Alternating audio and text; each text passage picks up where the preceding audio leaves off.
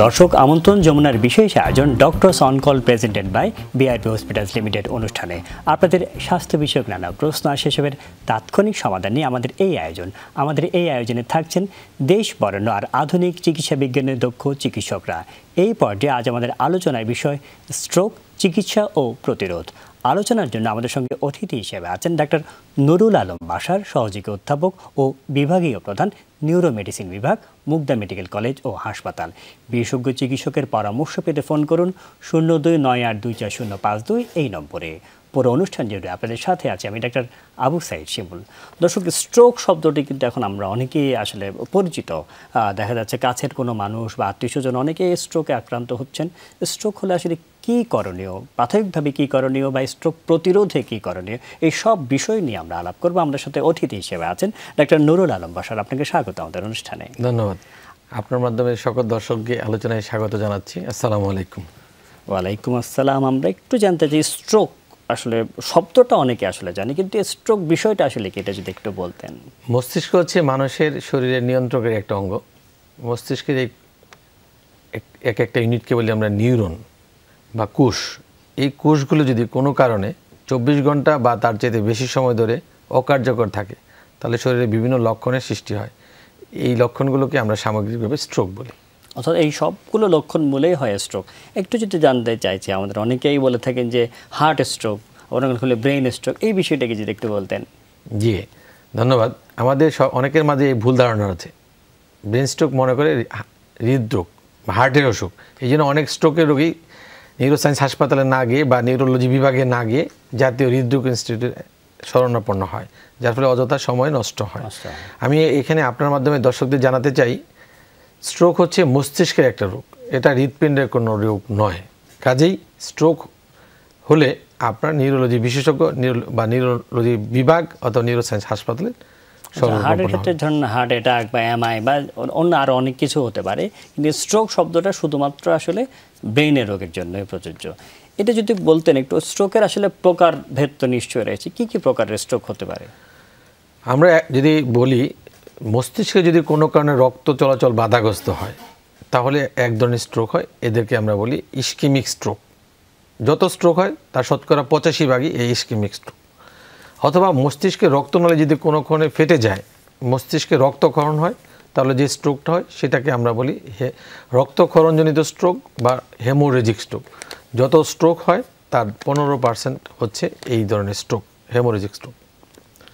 জি, এটাতে বললো যে একটা হেমোরেজিক, আর একটা বলছেন ইসকেমিক স্ট্রোক। কাদের কোনটা হবে এমন কি কোনো বিষয় রয়েছে যে এই বয়সের বা এই যাদের আছে রোগ তাদের এটা হতে পারে, এমন কি কিছু বিষয় আছে? আসলে যে কারো যে কোনো বয়সে যে কোনোই হতে পারে। তবে যদি দেখা যায় যে হার্টের কোনো সমস্যা থাকে, যেখানে রক্ত হঠাৎ করে জমে যায়, সেই রক্ত, যেমন ধরুন কোনো হৃদরোগজনিত হার্টের বাল্বের সমস্যা থাকে, অথবা হার্টের নাড়ির গতি আমরা বলি রিদম যদি ঠিক না থাকে অ্যারিথমিয়া হয়, অথবা যাদের রক্তনালীতে সংকীর্ণ থাকে, যেমন রক্তনালী যেখানে ব্রেনে রক্ত সরবরাহ করে ক্যারোটিড ধমনী, সেখানে যদি কোনো কারণে সংকীর্ণ হয়, তাহলে এই ধরনের রোগীদের সাধারণত রক্ত জমাট বেঁধে যায় এবং সেটা মস্তিষ্কে জমে ইস্কেমিক স্ট্রোক হয়। আর অন্যপক্ষে ধরেন যদি উচ্চ রক্তচাপ থাকে, অথবা রোগী হঠাৎ করে ওষুধ না খায়, অথবা মদ্যপান করে, অথবা ইদানিংকালে আমরা দেখছি কিছু নেশা উদ্রেককারী ওষুধ খায়, যেমন অ্যাম্ফেটামিন, ইয়াবা, এদের হঠাৎ করে উচ্চ রক্তচাপ বেড়ে যে রক্তনালী ফেটে যে রক্তক্ষরণ হয়, এই ধরনের রোগীদের রক্তক্ষরণিত স্ট্রোক বা হেমোরেজিক স্ট্রোক হতে পারে। একটু স্বামীকে আপনি তো মোটামুটি কিছুটা বলেছেন, তবু একটু যদি বলতেন আর একটু বিস্তারিত, আসলে স্ট্রোকের কারণগুলি কি কি? আসলে আমরা স্ট্রোকের কারণকে দুভাবে ভাগ করতে পারি। কিছু কিছু কারণ আছে যেগুলো আসলে নন মডিফাইবল, আমরা মডিফাই করতে পারি। যেমন বয়স, মানুষের বয়স যত বাড়ে স্ট্রোকের ঝুঁকি দিতে পারে। বয়সটা আমি কমাতে পারবো। ধরেন মানুষের লিঙ্গ, সেক্স, দেখা যায় যে পুরুষ মানুষের স্ট্রোকের ঝুঁকি মহিলাদের বেশি মেনোপজের আগে। অথবা ধরেন কিছু বংশ থাকে, কিছু বংশ, এটা একটা বংশগত, কিছু বংশের স্ট্রোকের ঝুঁকি বেশি। অথবা ধরেন কিছু রেস, যেমন এশিয়ান পিপুলদের এইদের স্ট্রোকের ঝুঁকি ওয়েস্টার্নের চেয়ে বেশি। এদের অল্প বয়সে দেখা যাচ্ছে যে এদের ইয়ং এজে স্ট্রোক ওয়েস্টার্ন চেয়ে বেশি হচ্ছে। এই ঝুঁকিগুলো আমরা খুব একটা মডিফাই করতে পারি না। কিন্তু মোটা দাগে যদি আমরা বলি কিছু ঝুঁকি আছে, আমরা যদি লাইফস্টাইল মডিফাই করি অথবা রোগগুলো নিয়ন্ত্রণ করি, যেমন ধরুন ডায়াবেটিস অথবা উচ্চ রক্তচাপ অথবা রক্তে কোলেস্টেরলের মাত্রাতিরিক্ত অথবা ধূমপান অথবা তামাক পাতা সেবন যে কোনো ফর্মে, হতে পারে পাতা জর্দা, হতে পারে ধূমপান অথবা গুল, এগুলো যদি আমরা পরিহার করি তাহলে অনেকাংশেই এইগুলো স্ট্রোকের মূল কারণ এবং এগুলো পরিহার করা যায়। অর্থাৎ এগুলো ইচ্ছে করলে আসলে আমরা পরিহার করতে পারি, তাহলে স্ট্রোকের ঝুঁকি থেকে আমরা রক্ষা পাবো। কিন্তু কিছু কিছু বিষয় রয়েছে যেগুলো আমরা ইচ্ছা করলে তো বয়স কমাতে পারবো না, লিঙ্গ পরিবর্তন, তাহলে সেই সব ক্ষেত্রে যেগুলি আপনি বলতে চাইছেন যেগুলি পরিবর্তন করা যায় সেগুলি যদি আমরা একটু সচেতন হই তাহলে স্ট্রোক থেকে আমরা মুক্ত থাকতে পারবো। লক্ষণ তো রয়েছে, কিভাবে একজন মানুষ বুঝবে বা তার আশেপাশের লোকজন বুঝবেন যে না উনি হয়তো স্ট্রোকে আক্রান্ত, এই বিষয় নিয়ে আমরা আলাপ করবো একটি বিরতির পর। দর্শক, অনুষ্ঠানে এই পর্যায়ে নিয়ে নিচ্ছে একটা ছোট্ট বিরতি, সাথেই থাকুন। বিরতির পর doctors on call presented by BRB hospitals limited অনুষ্ঠানে আপনাদেরকে আবারও স্বাগত জানাচ্ছি। আজকে আমাদের আলোচনার বিষয় স্ট্রোক চিকিৎসা ও প্রতিরোধ, এবং আমাদের সাথে অতিথি হিসেবে আছেন ডাক্তার নুরুল আলম বাশার। আমরা খুব সুন্দরভাবে আসলে বলছিলেন যে স্ট্রোকের প্রকারগুলো নিয়ে আমরা আলাপ করছিলেন, কীভাবে হয়, কিন্তু কিভাবে আসলে একজন মানুষ বুঝবে, ধরেন লক্ষণগুলো কি দেখে তার কাছের মানুষরা বুঝবে, এইটা নিয়ে আমরা আলাপ করব। কিন্তু তার আগে একজন দর্শক রয়েছে আমাদের সাথে, দর্শকের ফোন কলটি নিয়ে নিতে চাইছি। দর্শক, আপনি কে বলছেন, কোথা থেকে বলছেন, আপনার নাম এবং বয়স বলে প্রশ্নটি করুন। দর্শক, আমার সংযুক্তি বোধহয় বিচ্ছিন্ন হয়েছে, আপনি আবার চেষ্টা করুন, আমরা নিশ্চয়ই আপনার প্রশ্নের উত্তর দিব। জি জি জি, দর্শক শুনতে পাচ্ছি, আপনার নাম এবং বয়স বলে প্রশ্নটি করুন। না না, হ্যালো, আমি শুনতে পাচ্ছি আপনাকে। জি দর্শক, বলুন আপনি। আমি কিবরিয়া বলছিলাম। জি জি, কিবরিয়া সাহেব বলুন। আমি কিবরিয়া, বয়স 51। জি। মনোহরদী, নরসিংদী। জি কিবরিয়া সাহেব বলুন। আমার প্রশ্ন হলো, আমি দীর্ঘদিন থেকে ডায়াবেটিস রোগী। জি। হ্যাঁ, আমরা আপনাকে শুনতে পাচ্ছি, আপনি নির্দ্বিধায় বলুন কিবরিয়া সাহেব। আমি দীর্ঘদিন থেকে ডায়াবেটিস পেশেন্ট, আমি ইনসুলিন নিচ্ছি। জি। পাশাপাশি ট্যাবলেটও খাচ্ছি। জি। বিগত 8-10 দিন আগে আমি বাথরুমে পড়ে গেছিলাম। জি। বাথরুমে পড়ে গিয়ে মাথায় প্রচন্ড ব্যথা পেয়েছি আর কি। জি। তো হ্যাঁ, এখন হচ্ছে কি যে আমার মনে হচ্ছে যে আমি যেমন ভারসাম্য হারিয়ে ফেলছি। আমি অ্যান্টিবায়োটিক খাচ্ছি, অ্যানাদার আরো অনেক কিছু ট্যাবলেট খাচ্ছি। জি। তো মনে হচ্ছে যে আমি স্বাভাবিক অবস্থায় নেই। এমন আমি মানে হাঁটতে গেলে কি হচ্ছে আপনার ব্যালেন্স? আমি মানে যেহেতু ডায়াবেটিস আছে আমার, অনেক চোখের কম। জি জি জি। হ্যাঁ জি জি জি, আমার এমনকি মনে হচ্ছে যে আমি মনে হয় যে স্মরণ শক্তি কমে যাচ্ছে, আমি অনেক কিছু মনে রাখতে পারি না, মেজাজটা খিটখিটে হয়ে যাচ্ছে। আচ্ছা, ডক্টর নুরুল আলম বাশার, আপনার যদি কোনো প্রশ্ন থাকে একটু জিজ্ঞেস করুন। ধন্যবাদ। আপনার ব্যাপারটা আমি বুঝতে পারলাম। যেহেতু আপনি ডায়াবেটিসের রোগী, হঠাৎ করে পড়ে গেলেন এবং পরবর্তীতে ভারসাম্যহীনতায় ভুগছেন, স্মৃতিশক্তি কিছুটা লোপ পেয়েছে, আমি আপনাকে পরামর্শ দিব যে আপনি আজকাল সব জায়গায় সিটি স্ক্যান হয়। অনেক সময় ডায়াবেটিস রোগী স্ট্রোক যদি হয় তাহলে হঠাৎ করে পড়ে যায়, অনেক সময় ব্রেনের স্মৃতিশক্তি লোপ হয়, অজ্ঞান হয়। কাজে আপনি একটা যদি জেলা সদরে আজকাল সিটি স্ক্যান হয়, সিটি স্ক্যান করে অনেক দূরে তো থাকবে, নরসিংদীতে খুবই উন্নত খুবই, আজকাল সিটি স্ক্যান থানা লেভেলও হয়। কাজে আপনি আপনার নিকটস্থ যেখানে সিটি স্ক্যান হয়, সিটি স্ক্যান করে নিশ্চিত হতে পারেন যে আপনার এরকম পরবর্তীতে জটিলতা হয়ে যেতে পারে। যদি আর্লি স্ট্রোক ধরা পড়ে তাহলে আমরা যদি চিকিৎসা করি তাহলে আপনি সুফল পাবেন। আচ্ছা, সেই সাথে ওনার যেহেতু ডায়াবেটিস রয়েছে সেটা নিশ্চয়ই একটু নজর দেবে, সেটা যেটা একটু ডায়াবেটিসের জটিলতা পরিহার করার জন্য আপনি ডায়াবেটিস ভালোভাবে নিয়ন্ত্রণ করবেন। আমরা লক্ষণ নিয়ে আলাপ করছিলাম যে একজন কাছের মানুষজন বা একজন মানুষ কীভাবে বুঝবেন যে না তার স্ট্রোকও হয়তো তিনি আক্রান্ত। ধন্যবাদ। এটা একটি অত্যন্ত গুরুত্বপূর্ণ প্রশ্ন। সাধারণ মানুষ কীভাবে বুঝবেন যে স্ট্রোক হয়েছে কিনা? আমরা বলি এটা বুঝবেন ফার্স্ট FAST ফলো করলে। ফার্স্ট মানে হচ্ছে ফেসিয়াল অ্যাসিমেট্রি। যদি দেখেন যার ঝুঁকি আছে সে যদি হঠাৎ করে মুখের কোনো অংশ বেঁকে যায়, এফ হচ্ছে ফর আর্ম উইকনেস।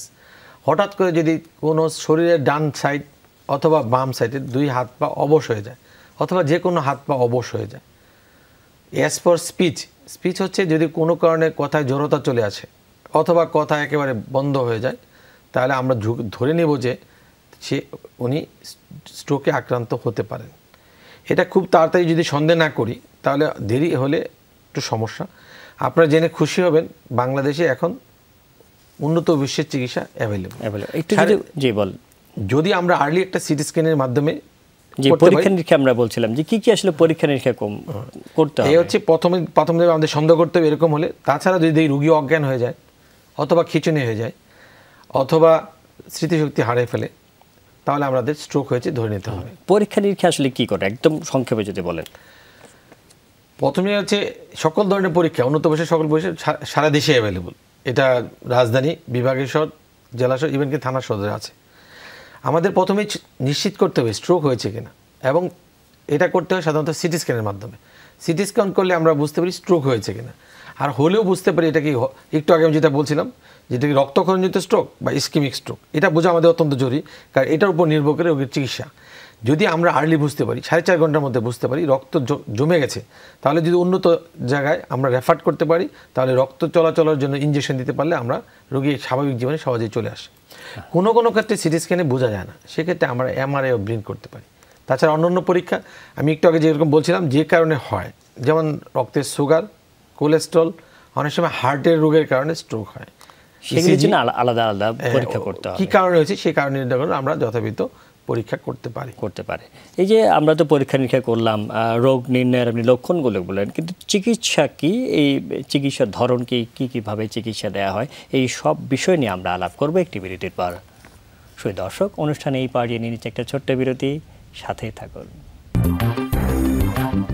বিরতির পর doctors on call presented by BRB hospitals limited অনুষ্ঠানে আপনাদেরকে আবারও স্বাগত জানাচ্ছি। আজকে আমাদের আলোচনার বিষয় স্ট্রোক চিকিৎসা ও প্রতিরোধ, এবং আমাদের সাথে অতিথি হিসেবে আছেন ডক্টর নুরুল আলম বাশার। আমরা বিরতির আগে আপনাকে প্রশ্ন করেছিলাম যে চিকিৎসা কি, আপনার তো দেখা যাচ্ছে যে পরীক্ষা নিরীক্ষা করলাম, তার লক্ষণ দেখে তার মোটামুটি নির্ণয় করে ফেললাম, চিকিৎসা পদ্ধতি নিয়ে যদি একটু আলাপ করতেন। ধন্যবাদ। প্রথমে আমাদের রোগীকে অনেকাংশে হাসপাতালে ভর্তি করতে হবে। কোন ধরনের স্ট্রোক হয়েছে সেটা নির্ণয় করার পর উন্নত বিশ্বের চিকিৎসা, যেটা বলছিলাম আইভি থ্রম্বোলাইসিস, এটা বাংলাদেশে সোসাইটি অফ নিউরোলজিস্ট। থ্রম্বোলাইসিসটাকে ধরেন রক্তক্ষরণ বা ইস্কেমিয়া দুইটাতেই দেওয়া হবে না, যদি রক্ত জমাট বেঁধে যায় সেক্ষেত্রেই থ্রম্বোলাইসিস করা হয়। এই জন্য রোগীরা যখন সন্দেহ করলো, যে সিটি স্ক্যান করলো, বোঝা গেল যে রক্তক্ষরণ হয়নি, রক্ত জমাট বেঁধে গেছে। এই জন্য সারা দেশে এখন এই চিকিৎসা সম্প্রসারিত হচ্ছে। আচ্ছা, রাজধানী সহ সব জায়গায়। এটা কি সময় রয়েছে যে এতক্ষণের মধ্যে আসতে হবে? এমন 4.5 ঘন্টার মধ্যে আসলে যত দ্রুত সম্ভব আসতে হবে। এই যে আমাদের বিরতির আগে একজন দর্শক ফোন করেছিলেন যে আমার বোধহয় স্ট্রোক হতে পারে, সেই সব ক্ষেত্রে সন্দেহের উপর ভিত্তি করে বসে না থেকে দ্রুত ওখানে স্থানীয়ভাবে সিটি স্ক্যান করে যত দ্রুত সম্ভব যেখানে আইভি থ্রম্বোলাইসিস সুবিধা আছে সেখানে চলে আসলে, তাহলে কিন্তু একেবারে আমরা বলে পুরো কিউর হয়ে যায়। এটা একটু খুব সুন্দর একটা আমরা বলে ভালো ইনফরমেশন। এটা সারা দেশে একযোগে চালু হয়েছে। আমাদের দেখা যাচ্ছে অনেকে লক্ষণ হচ্ছে, আমার বোধহয় হচ্ছে না, ডাক্তারের কাছে যাব বা হাসপাতালে যাব কি যাব না, এই সন্দেহের মধ্যে দোলা চলে বসে না থেকে দ্রুত যাওয়া উচিত। যেটা বলছিলেন আপনি চিকিৎসা কন্টিনিউ করেন। জি, হাসপাতালে ভর্তি হওয়ার পরে আমরা সাধারণত যেগুলো দেখি, যে যদি রোগী অজ্ঞান থাকে, অজ্ঞান রোগীর ব্যবস্থাপনার অংশ হিসেবে চোখ, মুখ, প্রস্রাব পায়খানা, পার্শ্ব পরিবর্তন এইগুলো করি। সেকেন্ড হচ্ছে আমাদের যে কারণে স্ট্রোক হয়েছে, ধর উচ্চ রক্তচাপ, ডায়াবেটিস, এগুলো আমরা নিয়ন্ত্রণ করব। সেকেন্ড যে হচ্ছে আজকাল যে কথাটা বললাম, আইভি থ্রম্বোলাইসিস হচ্ছে একটা ডেফিনিটিভ চিকিৎসা। এখানে আপনার যদি দেওয়া যায় তাহলে রক্ত চলাচল চালু হয়ে যায়, কোষগুলো সক্রিয় হয়ে যায়, কোনো অবশ থাকে না। এই জন্য এটা আমাদের ফার্স্ট প্রায়োরিটি ফিক্স করতে। অনেক সময় দেখা যায় যে রোগী ভালো হয়ে যাবে, কিন্তু দ্বিতীয়বার স্ট্রোকের ঝুঁকি থাকে। যদি কোনো কারণ আজকাল আমরা যেখানে কাজ করি, প্রতিটা মেডিকেল কলেজে স্ট্রোক ইউনিট আছে। আমি যেখানে কাজ করি মুগদা মেডিকেল কলেজ, প্রতি সোমবার আমরা স্ট্রোক ক্লিনিক চালাই। সেখানে রোগীরা স্ট্রোকের উপর দ্বিতীয়বার ফলো আপে আসার পর দেখা যায় যে আমরা ক্যারোটিড রক্তনালী, যে রক্তনালী মস্তিষ্কে রক্ত সাপ্লাই দেয় সেটাকে বলি ক্যারোটিড আর্টারি। এটা যদি আলট্রাসাউন্ড করি বুঝতে পারি যে কত পার্সেন্ট ব্লক আছে। আজকাল যেরকম হার্টে ব্লক থাকলে মানুষ রিং পরে, আমরা এই রোগীদের যদি ক্যারোটিড ধমনীতে ব্লক থাকে আমরা রিং পরে দিই, তাহলে দেখা যায় যে স্ট্রোকের ঝুঁকি অনেক কমে যায়। আজকাল পরীক্ষা নিরীক্ষার মাধ্যমে আমরা বুঝতে পারি রক্তনালীকে রক্তক্ষরণ হলো যেটা সিটি এনজিওগ্রাম, এটা মুগদা মেডিকেল সহ সকল সরকারি বেসরকারি মেডিকেল প্রাইভেট প্রতিষ্ঠানে হয়। যদি রক্তনালী কোনো ডিফেক্ট থাকে সেটা আমরা কয়েল অ্যাম্বুলেন্স করতে পারি।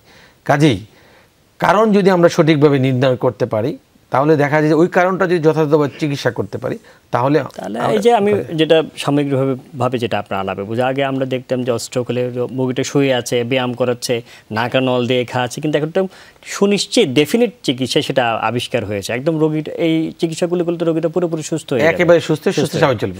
এই জন্য আমরা বলি স্ট্রোক চিকিৎসা হচ্ছে একটা টিম চিকিৎসা, এবার স্ট্রোক এটা দীর্ঘমেয়াদী চিকিৎসা। টিমের মধ্যে থাকবে আমরা নিউরোলজিস্ট, সার্জন, অনেক সময় যদি রক্তক্ষরণ হয় তাহলে আমরা রক্তটা যদি অপারেশনের মধ্যে বের করে নিয়ে আসতে পারি সার্জনের সহযোগিতা, তাহলে রোগী পুরোপুরি কিউর হয়ে যায়। যদি আমরা দেখি যে ফিজিক্যাল মেডিসিন স্পেশালিস্ট যারা আছে তাদের মাধ্যমে শুরু থেকে যদি আমরা রিহেবিলিট করি তাহলে রোগী তার ভালো হয়ে তার কর্মক্ষেত্রে চলে যায়, তাহলে রোগী সমাজের প্রতি বার্ডেন না হয়ে সে ইকোনমিক্যালি সোসাইটি থেকে সাপোর্ট করতে পারছে। আমার দেশের পার্সপেক্টিভে এখন কিন্তু ইয়ং স্ট্রোকের রোগী অনেক, 45-এর আগে যদি স্ট্রোক হয় তাহলে আমরা ইয়ং বলি। একটা স্ট্রোক হওয়া মানে হচ্ছে পুরো ফ্যামিলির উপর বার্ডেন হয়ে যাওয়া। এদেরকে যদি আমরা যথাযথ পরীক্ষার মাধ্যমে যথাযথ নির্ণয় করতে পারি, যথাযথ ব্যবস্থা নিতে পারি, তাহলে দ্বিতীয়বার তৃতীয়বার স্ট্রোকের ঝুঁকি আমরা অনেকাংশে কমে ফেলতে পারি।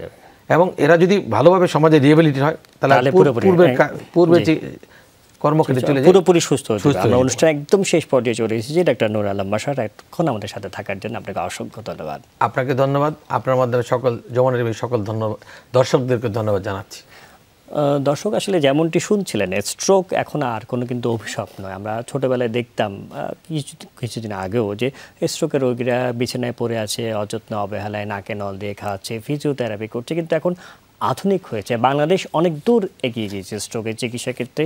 আমরা সুনির্দিষ্টভাবে যদি হেমোরেজিক হোক বা আমরা ইস্কেমিক হোক, দুই রকমের স্ট্রোকেরই সুনির্দিষ্ট চিকিৎসা রয়েছে, কিন্তু আমাদের দ্রুত হাসপাতালে যেতে হবে, দ্রুত চিকিৎসকের কাছে যেতে হবে, তাহলে এই রোগীরা পুরোপুরি সুস্থ থাকবে। স্ট্রোকের রোগীরা সুস্থ থাকুক, আমরা সুস্থ থাকি এই কামনা আজকের মধ্যে বিদায় নিচ্ছি। আল্লাহ হাফেজ।